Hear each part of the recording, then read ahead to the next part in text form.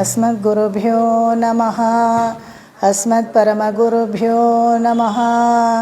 श्रीमते रामानुजाय नमः. श्रीमते निगमान्तमहादेशिकाय नमः. श्रीमते रङ्गरामानुजमहादेशिकाय नमः. श्रीमते वराहमहादेशिकाय नमः. ज्ञानानन्दमयं देवं निर्मलस्फटिकाकृतिम् आधारं सर्वविद्यानां हयग्रीवमुपास्महे. ज्ञानानन्दमयं देवं निर्मलस्फटिकाकृतिम् आधारं सर्वविद्यानां हयग्रीवमुपास्महे. विशुद्धविज्ञानघनस्वरूपं विज्ञानविश्राणनबद्धदीक्षं दयानिधिं देहभृतां शरण्यं देवं हयग्रीवमहं प्रपद्ये. ಎಲ್ಲ ಆತ್ಮಬಂಧುಗಳಲ್ಲಿ ನಮಸ್ಕಾರ. ಪ್ರತಿ ವರ್ಷದ ಹಾಗೆ ತಿರುಪಾವೈ ಮಹಾ ಉತ್ಸವ ಮಾರ್ಗಳಿ ಮಾಸದಲ್ಲಿ ಎಲ್ಲರೂ ಕೊಂಡಾಡೋ ಒಂದು ಒಳ್ಳೆಯ ವಿಷಯ. ಈ ವರ್ಷವೂ ಅದಕ್ಕೆ ಕಾಲಿಟ್ಟಿದ್ದೀವಿ. ಬಹುಶಃ ಇಲ್ಲಿ ಇದು 2ನೇ ವರ್ಷ ಅಂತ ಅನಿಸುತ್ತೆ. ಪ್ರತಿ ವರ್ಷವೂ ಒಂದೊಂದು ವ್ಯಾಖ್ಯಾನ ಅನೇಕ ದಿವ್ಯ ಪ್ರಬಂಧದಲ್ಲಿ 4000 ದಿವ್ಯ ಪ್ರಬಂಧದಲ್ಲಿ ತಿರುಪಾವೈಗೆ ಬರೆದಿರೋ ಅಷ್ಟು ವ್ಯಾಖ್ಯಾನ ಯಾವ ಗ್ರಂಥಕ್ಕೂ ಬರೆದಿಲ್ಲ. ಯಾಕೆ ಅಂತ ಹೇಳಿದ್ರೆ ಅದು ಅಂಥ ಒಂದು ಉತ್ಕೃಷ್ಟವಾದ ಗ್ರಂಥ. ಆಳ್ವಾರಗಳಲ್ಲಿ 12 ಆಳ್ವಾರಗಳಲ್ಲಿ ಆಂಡಾಳು ಒಬ್ಬಳೇ ಹೆಂಗಸು. ಅವಳು ಬರೆದದ್ದು 30 ತಿರುಪಾವೈ 30 ಪಾಶುರಗಳು. ನಾಚಿಯಾರ್ ತಿರುಮೊಳಿ 143 ಪಾಶುರಗಳು. ಹೀಗಿರಬೇಕಾದ್ರೆ ಈ 30 ಪಾಶುರಗಳಿಗೆ ಮಾತ್ರ ಎಲ್ಲರೂ ಅನೇಕ ಪೂರ್ವಾಚಾರ್ಯರುಗಳು ಇದಕ್ಕೆ ವ್ಯಾಖ್ಯಾನ ಬರೆದಿದ್ದಾರೆ. ಇನ್ನೂ ಬರಿತಾನೇ ಇದ್ದಾರೆ, ಎಲ್ಲ ಭಾಷೆಯಲ್ಲೂ ಬರಿತಾನೇ ಇದ್ದಾರೆ. ಅಂಥ ಒಂದು ಒಳ್ಳೆಯ ಗ್ರಂಥ, ಉಪನಿಷತ್ ಸಾರವನ್ನು ಹೇಳುವಂಥ ಗ್ರಂಥ.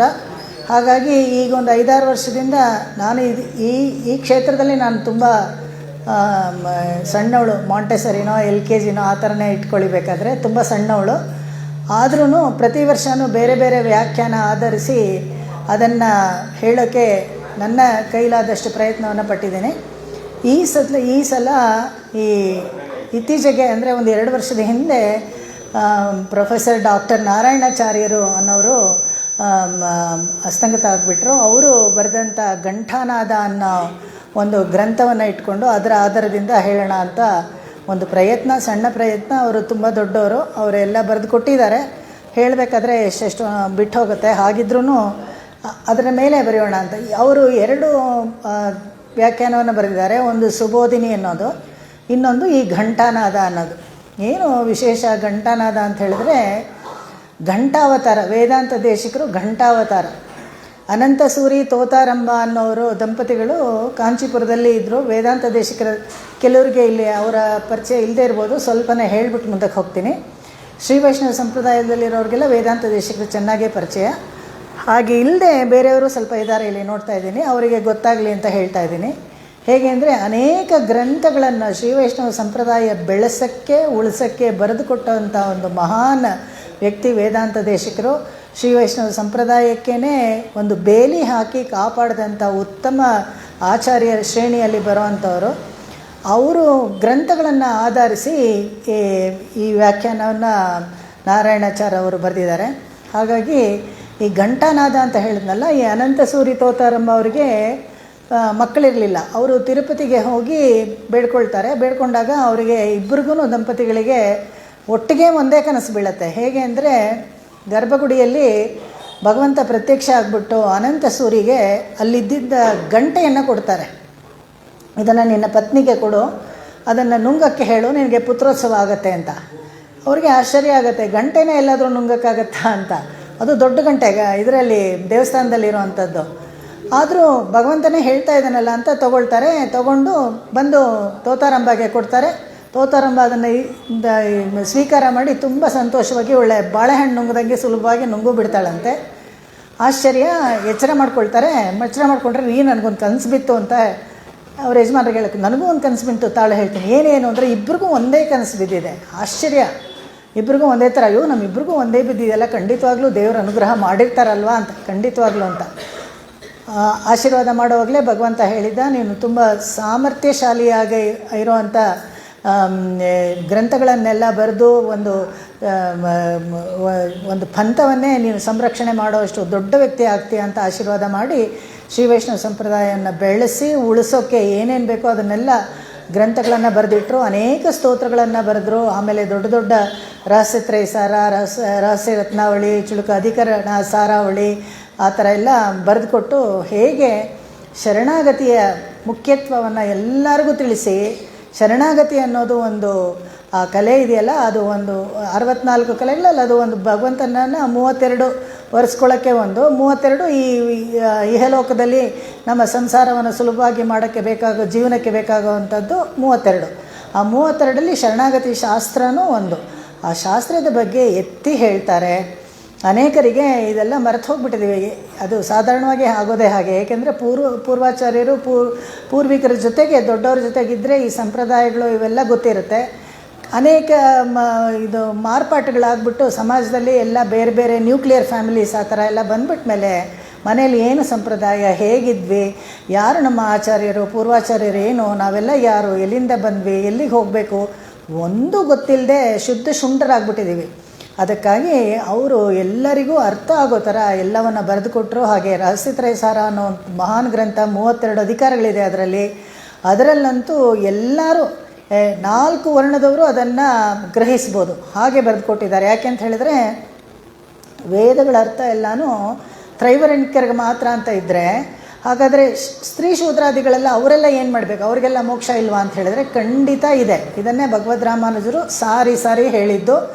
ಅದರ ಪ್ರಕಾರ ಆ ಹೆಜ್ಜೆಯ ಮೇಲೆ ನಡ್ಕೊಂಡು ಹೋಗಿ ಪ್ರತಿಯೊಬ್ಬರು ಲಿಂಗಭೇದ ಮತ್ತು ವಯೋಭೇದ, ವರ್ಣಾಶ್ರಮ ಭೇದ ಯಾವುದೂ ಇಲ್ಲದೆ ಮೋಕ್ಷಕ್ಕೆ ಒಂದು ದಾರಿಯನ್ನು ಸುಲಭವಾಗಿ ತೋರಿಸ್ಕೊಟ್ರು. ಆ ರಹಸ್ಯತ್ರಯ ಸಾರದಲ್ಲಿ ರಹಸ್ಯತ್ರಯ ಅಂತ ಹೇಳಿದ್ರೆ 3 ರಹಸ್ಯಗಳು ಏನಪ್ಪ ಅಂತ ಹೇಳಿದ್ರೆ, ಒಂದು ಅಷ್ಟಾಕ್ಷರಿ, ಇನ್ನೊಂದು ದ್ವಯಮಂತ್ರ, ಇನ್ನೊಂದು ಚರ್ಮಶ್ಲೋಕ. ಇದು ರಹಸ್ಯವಾಗಿ ಆಚಾರ್ಯ ಮುಖೇನ ನಾವು ಉಪದೇಶವಾಗಿ ಪಡಿಬೇಕು. ಇದು ರಹಸ್ಯತ್ರಯ ಅಂತ ಹೇಳ್ತಾರೆ. ರಹಸ್ಯ ಅಂತ ಹೇಳಿದ್ರೆ ಅಷಟ್ಕರಣ ಅಂತ 4 ಕಿವಿಗಳ ಮೇಲೆ ಇರಬಾರ್ದು. ಯಾವಾಗಲೂ ಒಂದು ಉಪದೇಶವನ್ನು ಪಡ್ಕೊಳ್ಬೇಕಾದ್ರೆ 4 ಕಿವಿ, ಹೇಳೋರ್ದಿಬ್ಬರು ಕಿವಿ, ಕೇಳೋರ್ದಿಬ್ಬರು ಕಿವಿ. ಅದಕ್ಕೆ ಅಷಟ್ಕರಣ ಅಂದರೆ 6 ಕಿವಿ ಇದ್ದರೆ it is no more secret. ಅದಕ್ಕೆ ಮೌನಂ ಚೈವಾಸ್ಮಿ ಅಂತ ಹೇಳ್ಬಿಟ್ಟು ಭಗವದ್ಗೀತೆನ ಹೇಳ್ತಾನೆ. ಸೀಕ್ರೆಟ್ ಅಂದರೆ ಮೌನನೇ, ಯಾರಿಗೂ ಹೇಳಬಾರ್ದು ಹಂಗೆ ನೋಡಿದ್ರೆ. ಅದಕ್ಕೆ ಯಾವಾಗಲೂ ಗಾಯತ್ರಿ ಮಂತ್ರ ಎಲ್ಲ ಹೇಳಬೇಕಾದ್ರೆ ಯಾಕೆ ಗೌಸ್ ಹಾಕ್ಕೊಳ್ತಾರೆ ಅಂದರೆ, ಆ ಕ್ಯಾಮ್ರಾಮನ್ ಅದ್ರ ಒಳಗಡೆ ತೋರಿಸ್ಕೊಂಡು ಒಂದು ಫೋಟೋ, ಗೊತ್ತಿರೋರು ಬೇಡ ಅಂತ ಹೇಳಬೇಕು. ಯಾಕೆಂದರೆ ಅದೆಲ್ಲ ಸಂಪ್ರದಾಯ. ಹೇಳೋರು ಕೇಳೋರು ಇಬ್ಬರದೇ 4 ಕಿವಿ ಇರಬೇಕು. ಅದು ಶುದ್ಧವಾಗಿ ರಹಸ್ಯವಾಗಿ ಮಂತ್ರವನ್ನು ಕಿವಿಯಲ್ಲಿ ಉಪದೇಶ ಮಾಡ್ಕೋಬೇಕು, ಕೇಳ್ಕೊಳ್ಳೋರು ಕೇಳ್ಕೊಳ್ಬೇಕು. ಇದು ಆ ಥರ ರಹಸ್ಯತ್ರಯ ಸಾರದಲ್ಲಿ ಎಲ್ಲ ಬರೆದುಕೊಟ್ರು. ಇದನ್ನು ಈ ಥರ ವಿಶೇಷವಾದ ಗ್ರಂಥವನ್ನು ಅವರು ಅನುಗ್ರಹ ಮಾಡಿಕೊಟ್ಟು ಎಲ್ಲರಿಗೂ ಶರಣಾಗತಿ ಮಾರ್ಗ ಇದೆ ಅಂತ ತೋರಿಸ್ಕೊಟ್ಟಂಥ ಮಹಾನ್ ವ್ಯಕ್ತಿಯವರು. ಅವರ ಗ್ರಂಥಗಳನ್ನು ಆಧಾರ ಮಾಡಿ ಡಾಕ್ಟರ್ ನಾರಾಯಣಾಚಾರ್ಯ ಘಂಟಾನಾದ ಅಂತ ಒಂದು ಉತ್ಕೃಷ್ಟವಾದ ಗ್ರಂಥವನ್ನು ಬರೆದಿದ್ದಾರೆ. ತಿರುಪ್ಪಾವೈನಲ್ಲಿ ಅನೇಕ ಆಚಾರ್ಯರುಗಳು, ಪೂರ್ವಾಚಾರ್ಯರುಗಳು ಬರೆದಿರೋ ಕೆಲವು ಅರ್ಥಗಳನ್ನೆಲ್ಲ ಪ್ರತಿಪದಾರ್ಥಕ್ಕೆಲ್ಲ ಹೇಳಲೇಬೇಕಾಗತ್ತೆ. ಅವರೂ ಅದರಲ್ಲಿ ಹೇಳಿದ್ದಾರೆ, ಇಲ್ಲ ಅಂತಿಲ್ಲ. ಸುಬೋಧಿನಿಯಲ್ಲೂ ಹೇಳಿದ್ದಾರೆ, ಇದರಲ್ಲೂ ಹೇಳಿದ್ದಾರೆ. ಹೇಳದೇ ಇರೋಕ್ಕಾಗೋದಿಲ್ಲ. ಯಾಕಂದರೆ ವರ್ಬ್ಯಾಟಿಲ್ ಅಂತ ಹೇಳ್ತೀವಲ್ಲ, ಏನು ಪ್ರತಿಪದಾರ್ಥ ಹೇಳಲೇಬೇಕಾಗತ್ತೆ. ಆ ಥರ ಹೇಳಿ ಸಮ್ಮತವಾಗಿರೋ ಅಂಥ ದೇಶಿಕರ ಸೂಕ್ತಿಗಳಲ್ಲಿ ಎಲ್ಲೆಲ್ಲಿ ಬರುತ್ತೋ ಆಯಾ ಸ್ತೋತ್ರಗಳನ್ನು, ಆಯಾ ವರಿ ಅಂತ ಹೇಳಿದ್ರೆ ಆಯಾ ಸೆಂಟೆನ್ಸ್ಗಳಿರುತ್ತಲ್ಲ ಅದನ್ನು ನಮಗೆ ತೋರಿಸ್ಕೊಡ್ತಾರೆ. ಎಲ್ಲಿ ಹೇಳಿದ್ರು. ಇವಾಗ ಎಲ್ಲದಕ್ಕೂ ಪುರಾವೆ ಕೇಳ್ತೀವಲ್ಲ, ಏನಾದರೂ ಏನು ಪ್ರೂಫು ಅಂತ ಕೇಳ್ತಾರೆ. ಚಿಕ್ಕ ಮಕ್ಕಳಿದ್ರೆ ಏನು ಪ್ರೂಫ್ ಅಂತ ಕೇಳ್ತಾರಲ್ಲ, ಇಲ್ಲಿದೆ ನೋಡು ಪ್ರೂಫು ಅಂತ ಹೇಳಬೇಕು. ವೇದಾಂತ ದೇಶಿಕರ ಕೃತಿಗಳಲ್ಲಿ ಎಲ್ಲದಕ್ಕೂ ಇದೆ. ಅವ್ರು ಹೇಳದೇ ಇರೋ ವಿಷಯನೇ ಇಲ್ಲ. ಅವ್ರು ಹೇಳಿಲ್ಲ ಅಂತ ಹೇಳಿಲ್ಲ ಅಂತ ಇದ್ದರೆ ಹೇಳಬೇಕಾದ್ದೇನೂ ಇಲ್ಲ ಅಂತ ಅರ್ಥ. ಆ ಥರ ಸಂಪೂರ್ಣವಾಗಿ ಎಲ್ಲವನ್ನು ಅನುಗ್ರಹಿಸಿಕೊಟ್ಟಿದ್ದಾರೆ. ಅದರಿಂದ ಅವರ ತನಿಯನ್ನು ಒಂದನ್ನು ಹೇಳಿ, ನಾರಾಯಣಾಚಾರ್ಯ ಅವ್ರ ತನಿಯನ್ನು ಹೇಳಿ ಇವತ್ತಿನ ಅವತಾರಿಕೆ ಕಾರ್ಯಕ್ರಮಕ್ಕೆ ಹೋಗೋಣ. ಈ ಪ್ರೊಫೆಸರ್ ನಾರಾಯಣಾಚಾರ್ಯ ಪರಿಚಯ ಸುಮಾರು ಎಲ್ಲರಿಗೂ ಇರ್ಬೋದು. ಯಾಕಂದರೆ ನೀವೆಲ್ಲ ಈ ಪ್ರದೇಶದಲ್ಲಿ ಇರೋದ್ರೆ ಹತ್ತಿರದಲ್ಲಿ ಮಲ್ಲೇಶ್ವರದಲ್ಲಿ ಸುಮಾರು ವರ್ಷಾಂತರ ಅವರು ಭಾಗವತ, ರಾಮಾಯಣ ಈ ಕಾಲಕ್ಷೇಪಗಳನ್ನೆಲ್ಲ ಮಾಡಿ ಇಂಗ್ಲೀಷ್ ಪ್ರೊಫೆಸರ್ ಅವರು ತಮಿಳು ಗ್ರಂಥಗಳನ್ನು ಓದಿ ವೇದಗಳನ್ನು ಪೂರ್ತಿ ಶ್ರೀ ವೇ ಅಂತೆಲ್ಲ ಹಾಕ್ತೀವಲ್ಲ ಇದರಲ್ಲಿ, ಬರೀ ಲಗ್ನ ಪತ್ರಿಕೆಲ್ಲ ನೋಡಿರ್ತೀವಿ, ಅದು ಮೀನಿಂಗ್ ಗೊತ್ತಿರಲ್ಲ. ಉಭಯ ವೇದಾಂತಿ ಅಂತ ಅರ್ಥ. ಅದು ಉಭಯ ವೇದಾಂತಿ ಅಂದರೆ ದ್ರವಿಡ ಉಪನಿಷತ್ತು ಅಂದರೆ ಈ ದ್ರವಿಡ ಪ್ರಬಂಧಗಳು ಮತ್ತು ವೇದ ಎರಡನ್ನೂ ಅಧಿಕರಿಸ್ಕೊಂಡವರು ಅಂತ ಅರ್ಥ. ಸುಮ್ಮನೆ ಎಲ್ಲರಿಗೂ ಹೂವೆ ಹೂವೆ ಅಂತ ಹಾಕ್ಬಿಡ್ತಾರೆ, ಅದೇನು ಅಂತಲೂ ಗೊತ್ತಿರಲ್ಲ, ಓದೂ ಇರಲ್ಲ ಒಂದೆರಡು ಅಕ್ಷರನೂ. ಆ ಶ್ರೀ ಹೂವೆ ಅಂದರೆ ಅದು. ಆದರೆ ಎರಡೂ ವಾಚೋದಯವಾಗಿ ಇಟ್ಕೊಂಡಿದ್ದಂಥ ಮಹಾನ್ ವ್ಯಕ್ತಿಯವರು. ನಾ ಭೂತೋನ ಭವಿಷ್ಯತಿ, ನಾವೆಲ್ಲ ಅವರನ್ನು ಕಳ್ಕೊಂಡು ದೊಡ್ಡ ಲಾಸ್ ನಮಗೆ. ಅವರು ಇನ್ನು ಮುಂದೆ ಇಲ್ವಲ್ಲ ಅಂತ ಅವರು ಬರೆದಿರೋ ಗ್ರಂಥಗಳನ್ನಾದರೂ ಓದಿ ಅವಲೋಕನ ಮಾಡಿ ಅದರ ಪ್ರಯೋಜನವನ್ನು ಪಡ್ಕೊಳ್ಳೋಣ ನಾವು. ಅವರ ತನಿಯನ್ನು ನಾನು ಅವರು ಕೇಳಿದೆ, ಎಲ್ಲ ಪುಸ್ತಕಗಳನ್ನು ಹುಡುಕಿದೆ, ಅವ್ರ ತನಿಯನ್ನೆಲ್ಲೂ ಹಾಕ್ಕೊಂಡೇ ಇಲ್ಲ. ಎಂಥ ನೈಚ್ಯಾನುಸಂಧಾನ ನೋಡಿ ಅವರೆಲ್ಲನೂ. ಆಮೇಲೆ ಅವ್ರ ಮಗಳಿಗೆ ಫೋನ್ ಮಾಡಿ ಕೇಳಿದೆ, ಅವ್ರ ಮಗಳು ಒಂದು ಪುಸ್ತಕ ಪ್ರಿಂಟ್ ಮಾಡಿದರು, ಅದರಲ್ಲಾದರೂ ಹಾಕಿದ್ದೀರಾ ಅಂತ ಕೇಳಿದೆ. ಇಲ್ಲ, ನಾನು ಹಾಕಿಲ್ಲ, ತಪ್ಪಾಯಿತು ಅಂತ ಹೇಳಿದ್ರು. ಆಮೇಲೆ ಅವ್ರ ಹತ್ರ ಇಸ್ಕೊಂಡು ಬರ್ಕೊಂಡು ಮತ್ತು ಆಮೇಲೆ ಅವರೂ ಅದನ್ನೆಲ್ಲ ಹೇಳೋಕ್ಕೆ ಶುರು ಮಾಡಿದ್ರು. ಅವ್ರದ್ದು ತಿರುವದ್ಯ ನಮ್ಮ ಹೋದ್ವಾರ ಬಂದಿತ್ತು. ನೀವು ಹೇಳಿದ್ಮೇಲೆ ನಮ್ಮ ಮನೆಯವರೆಲ್ಲ ಕೂತ್ಕೊಂಡು ತನಿಯನ್ನು ಹೇಳಿದ್ವಿ ಅಂತ. ಈ ತನಿಯನ್ನು ಅನಂತ ಪದ್ಮನಾಭ ಸ್ವಾಮಿ ಗೊತ್ತಲ್ಲ ನಿಮಗೆಲ್ಲ, ಇಲ್ಲಿ ಪಾದುಕಾ ಸಹಸ್ರ ಅದೆಲ್ಲ ಮಾಡ್ತಾರಲ್ಲ, ಅವರು ಬರೆದಿದ್ದು ಇದು. ಹೇಳ್ತಾ ಹೇಳ್ತಾ ಹಾಗೇ ಅರ್ಥ ಆಗಿಬಿಡುತ್ತೆ, ಏನೂ ಜಾಸ್ತಿ ಅದಕ್ಕೆ ವ್ಯಾಖ್ಯಾನ ಮಾಡೋದೇ ಬೇಡ. ಶ್ರೀಮದ್ರಂಗಶಟಾರಿ ಸಂಯಮಿವರೈಃ ವೀಕ್ಷಾಸ್ಪದಂ ಸಾದರಂ ಶ್ರೀಮದ್ವೇದವತಂ ಸದೇಶಿಕಯತೆ ಪಾದಾರವಿಂದಾಶ್ರಯಂ ವಾದೂಲಾನ್ವಯದೇಶಿಕಬುಧವರಂ ವೇದಾಂತಿನಂ ಸದ್ಗುರುಂ ವಾಲ್ಮೀಕೀಶುಕವ್ಯಾಸಸೂಕ್ತಿಮಧುಪಂ ನಾರಾಯಣಾರ್ಯಂ ಭಜೆ ವಾದೂಲವಂಶತಿಲಕಂ ಗುಣಸಂವಿದಾಢ್ಯಂ ಶ್ರೀರಂಗಕಾಯಿಜಮುನೇಃ ಪದಾನುಸಕ್ತಂ ವೇದಾಂತದೇಶಿಕಯತೀಂದ್ರಕೃಪಾಭಿಷಿಕ್ತಂ ನಾರಾಯಣಾರ್ಯಂ ಗುರುವರ್ಯಮಹಂ ಸಮೀಡೇ. ಇನ್ನೊಂದು ತನಿಯನ್ನು ಹೇಳ್ತೀನಿ. ಇದು ನಮ್ಮ ಮನೆಯವ್ರದ್ದೇ ತನಿಯನ್ನು. ಯಾಕಂದರೆ ಮಕ್ಕಳ ಸ್ಕೂಲ್ ಮನೆಯಲ್ವೇ ಅಂತ ಹೇಳ್ತಾರಲ್ಲ, ಆ ಥರ ನನಗೆ ಆಧ್ಯಾತ್ಮಿಕ ವಿಚಾರದಲ್ಲಿ ಆಸಕ್ತಿ ಬರಬೇಕು ಅಂತ ಹೇಳಿದ್ರೆ ನನಗೆ ಅವರೇ ಮನೆಯಲ್ಲೇ ಗುರುಗಳು. ಅವರು ಸದ್ಯದಲ್ಲಿ ಅವರು ಎಲ್ಲರಿಗೂ ಮನೆಯಲ್ಲಿ ಚಕ್ರಾಂಕವನ್ನು ಮಾಡಿದಾಗ ಇವರಿಗೆ ಅನಂತರಂಗಾಚಾರ್ಯ ಅವರು ಒಂದು ತನಿಯನ್ನು ಏರ್ಪಾಡು ಮಾಡಿಕೊಟ್ರು. ಆವತ್ತಿಂದ ಅದನ್ನು ಅನುಸಂಧಾನ ಮಾಡೋದು ವಾಡಿಕೆ ನನಗೆ. ಶ್ರೀರಾಮಾನುಜ ಯೋಗೀಂದ್ರ ವೇದಾಂತಾಶ್ರಯಂ ಶ್ರೀರಂಗೇಶ ಪಾದವಿನತಂ ವರದಾರ್ಯಮಹಂ ಭಜೆ ಶ್ರೀಲಕ್ಷ್ಮೀ ನೃಸಿಂಹ ದಿವ್ಯಪಾದುಕಾ ಸೇವಕ ವರದಾರ್ಯ ಮಹಾದೇಶಿಕಾಯ ನಮಃ. ನೀಳಾತುಂಗಸ್ತನಗಿರಿತಟೀ ಸುಪ್ತಮುದ್ಬೋಧ್ಯ ಕೃಷ್ಣಂ ಪಾರಾರ್ತ್ಯಂ ಸ್ವಂ ಶ್ರುತಿಶತಶಿರಸ್ಸಿದ್ಧಮಧ್ಯಾಪಯಂತಿ ಸೋಚ್ಛಿಷ್ಟಾಯಾಂ ಸೃಜನಿಗಳಿತಂ ಯಾ ಬಲಾತ್ಕೃತ್ಯ ಭುಂಕ್ತೆ ಗೋದಾ ತಸ್ಯೈ ನಮೈದಮಿದಂ ಭೂಯ ಏವಾಸ್ತು ಭೂಯಃ. அன்னவயல் புதுவையாண்டாளரங்கற்கு பன்னு திருப்பாவை பல்பதியம் இன்னிசையால் பாடி கொடுத்தாள் நல்பாமாலை பூமாலை சூடி கொடுத்தாளே சொல்லு சூடி கொடுத்த சுடற்கொடியே தொல்பாவை பாடி அருளவல்ல பல்வளையாய் நாடி நீ வேங்கடவர்க்கென்ன விதி என்ன விம்மாற்றம் நாங்கடவா வண்ணமே நல்க. ಉಪಸ್ಥಿತರಾದವ್ರಿಗೆಲ್ಲನೂ ತಿರುಪಾವೈ ಅವತಾರಿಕೆ ಮಾಡೋದು ಒಂದು ವಾಡಿಕೆ. ಅವತಾರಿಕೆ ಹೇಳಲೇಬೇಕು ಅಂತಲೂ ಅನಿಸುತ್ತೆ. ಯಾಕೆಂದರೆ ಯಾಕೆ ನಾವು ತಿರುಪಾವೈನ ಅನುಸಂಧಾನ ಮಾಡಬೇಕು, ವರ್ಷ ವರ್ಷ ಯಾಕೆ ತಿರುಪಾವೈನ ಅನುಸಂಧಾನ ಮಾಡಬೇಕು, ಅದು ಯಾಕೆ ಈ ಮಾರ್ಗಳಿ ತಿಂಗಳು ಈ ಮಾರ್ಗಳಿ ಮಾಸದಲ್ಲೇ ಯಾಕೆ ಉಪಾಸನೆ ಮಾಡಬೇಕು, ಇದರಿಂದ ಏನು ಪ್ರಯೋಜನ, ಇವಾಗೆಲ್ಲ ಹಾಗೆ ತಾನೆ ಬೆನಿಫಿಟ್ಸು ಪ್ರಯೋಜನ ಏನು, ಇದರಿಂದ ಏನು ಅದರಿಂದ ಏನು ಅಂತೆಲ್ಲ ಕೇಳ್ತೀವಲ್ಲ. ಆ ವಿಷಯಗಳೆಲ್ಲ ತಿಳ್ಕೊಂಡ್ರೆ ಆವಾಗ ಗ್ರಂಥದ ಬಗ್ಗೆ ಆಸಕ್ತಿ ನಮಗೆ ಹೆಚ್ಚಾಗತ್ತೆ. ಹಾಗಾಗಿ ಸ್ವಲ್ಪನೇ ಅವತಾರಿಕೆಯನ್ನು ನೋಡೋಣ. ಈ ದಿವ್ಯ ಪ್ರಬಂಧಗಳಲ್ಲಿ 4000 ದಿವ್ಯ ಪ್ರಬಂಧ ಅಂತ ನಾವು ಹೇಳಿದ್ವಲ್ಲ, ಮೊದಲಿಗೆ ಎಲ್ಲ ಬರೆದವರು ಮೊದಲ ಆಳ್ವಾರ್ಗಳು 3 ಜನ ತಿರುಕೋವಲೂರಿನಿಂದ ಶುರು ಆಯಿತು. ಅವರೆಲ್ಲ ಪಾಠಕ್ಕೆ ಕುರಿಯ ಪಳೆಯವರಂತ ವೇದಾಂತ ದೇಶಿಕರು ಅವರ ಹಾಡುಗಳೆಲ್ಲ ಹಾಡ್ತಾರೆ. ಹಾಡಿಗೆ ಅಂತಲೇ ಜನ್ಮ ತಗೊಂಡವರು ಹಳೆಯವರು ಅಂತ. ಹೇಗೆ ಅಂದರೆ ಅವರೆಲ್ಲ ದ್ವಾಪರ ಯುಗದಿಂದ ಬರ್ತಾ ಇದ್ದಾರೆ, ಅಲ್ಲಿಂದ ದಿವ್ಯ ಪ್ರಬಂಧ ಇದೆ ಅಂತ ನೋಡಿ. ಅಷ್ಟು ವರ್ಷ ಕಾಲ ಅದನ್ನೆಲ್ಲ ನಾವು ಉಳಿಸ್ಕೊಂಡು ಬರಬೇಕಾದ್ರೆ ಆ ಗ್ರಂಥಗಳು ಎಂಥ ಮಹತ್ವಶಾಲಿಯಾಗಿರೋ ಗ್ರಂಥಗಳು ಅಂತ ಇರಬೇಕು. ಹಾಗೆ ಈ 4000 ದಿವ್ಯ ಪ್ರಬಂಧಗಳನ್ನು 12 ಆಳ್ವಾರ್ಗಳು ಎಲ್ಲ ಬರೆದಿದ್ದು, ಒಟ್ಟಾರೆ ಎಲ್ಲ ಸೇರಿಸಿದ್ರೆ ಒಂದು 4000 ಆಗುತ್ತೆ. ಅದರಲ್ಲಿ ಈ 30 ತಿರುಪಾವೆ ಅನ್ನೋದು 30 ಗ್ರಂಥವನ್ನು 30 ಹಾಡುಗಳನ್ನು ಆಂಡಾಳು ಹಾಡಿದ್ದು. ಅದರ ಜೊತೆಗೆ 143 ನಾಚ್ಯಾರ್ ತಿರುಮೊഴಿ. ಇಲ್ಲೊಂದು ವಿಶೇಷ ಏನಪ್ಪ ಗಮನಿಸಬೇಕು ಅಂತ ಹೇಳಿದ್ರೆ, ಸರ್ವಸ್ಮಾತ್ ಪರನಾದ ಭಗವಂತನಿಗೆ ಒಂದು ತುಂಬ ಮುಖ್ಯವಾದ ಒಂದು ಗುಣ ಏನಪ್ಪ ಅಂದರೆ ಕಾರುಣ್ಯ.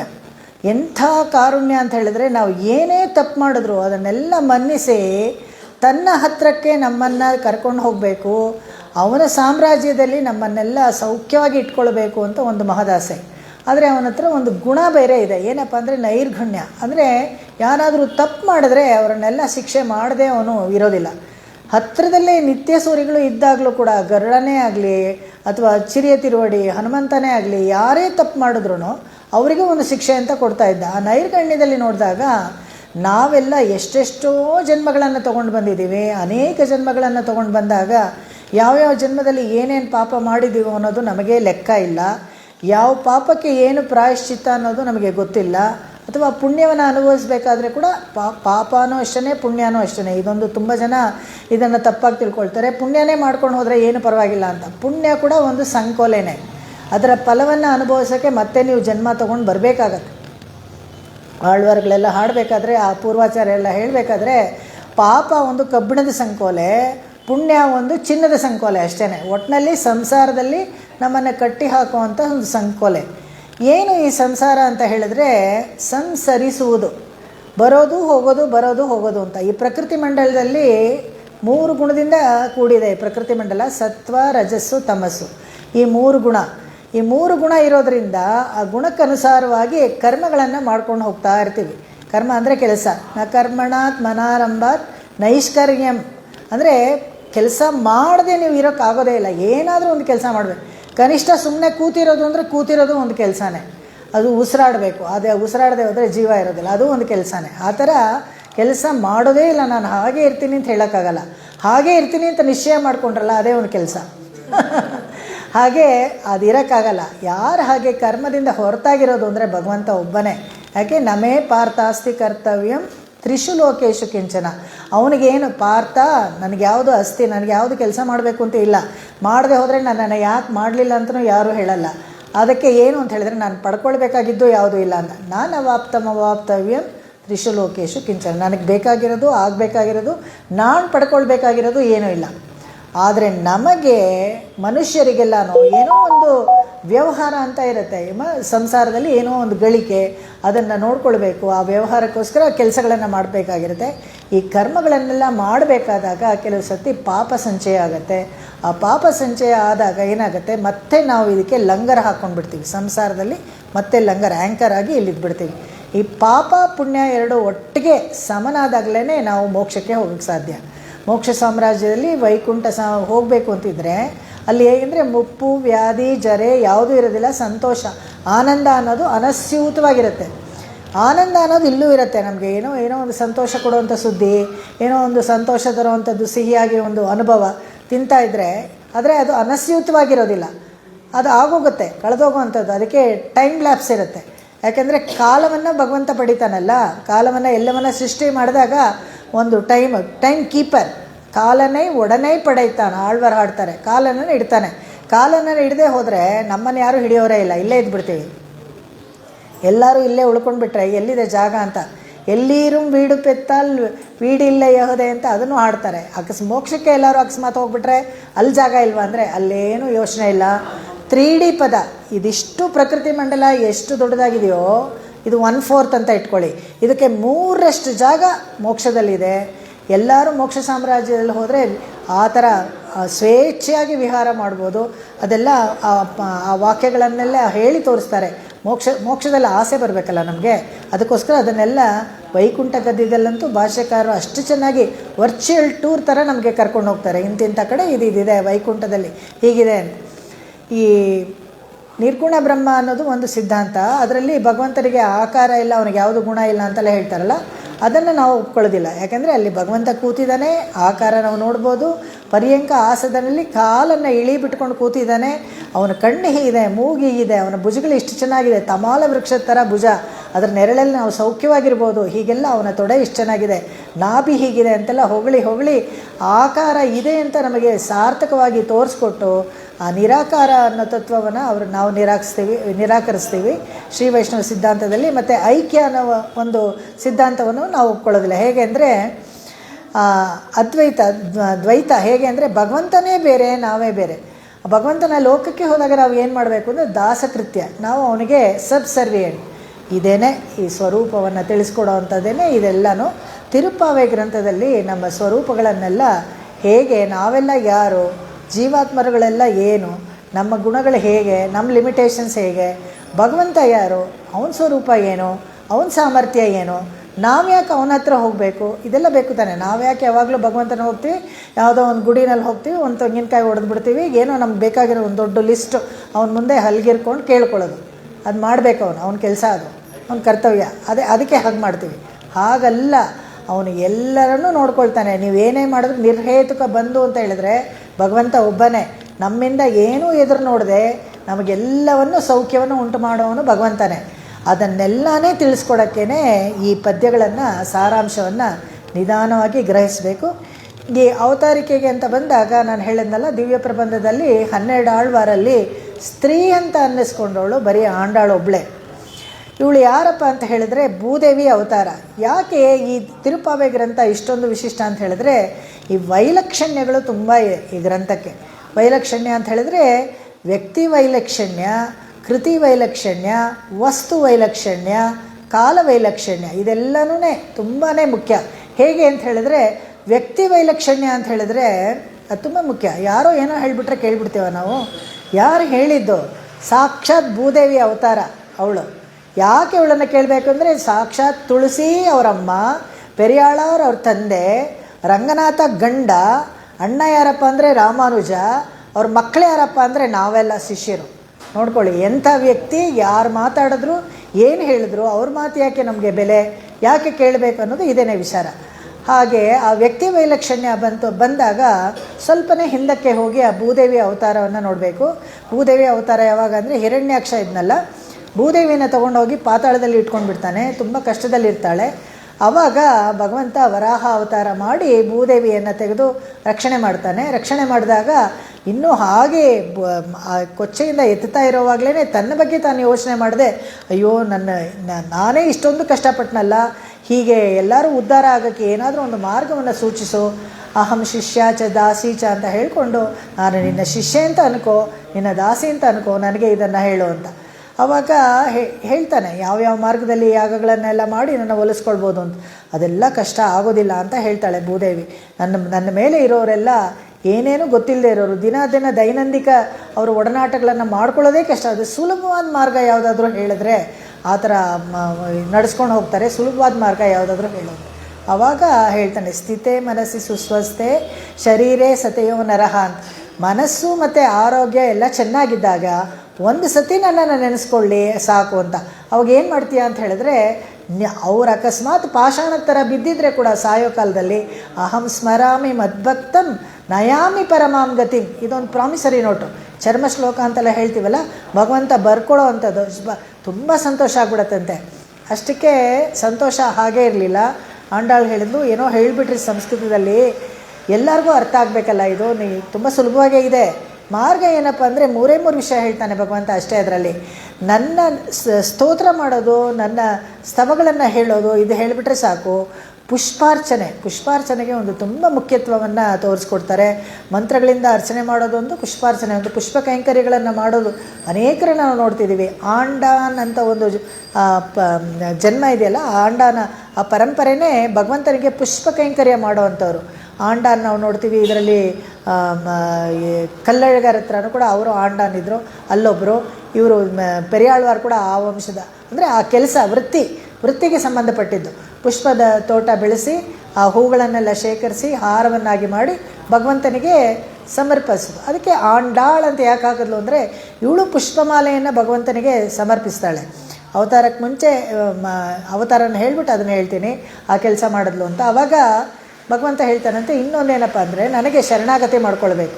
ಒಂದು ಪುಷ್ಪ ಕೈಂಕರ್ಯ, ಒಂದು ಸ್ತೋತ್ರ ಪಾಠ, ಇನ್ನೊಂದು ಶರಣಾಗತಿ ಮಾಡ್ಕೊಳ್ಬೇಕು.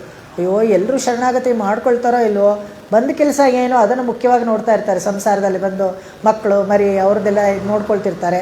ಶರಣಾಗತಿ ಅನ್ನೋದು ವಿಷಯನ ತಿಳ್ಕೊಂಡು, ಯಾಕಂದರೆ ಶರಣಾಗತಿಗೆ 5 ಅಂಗ ಬೇಕು.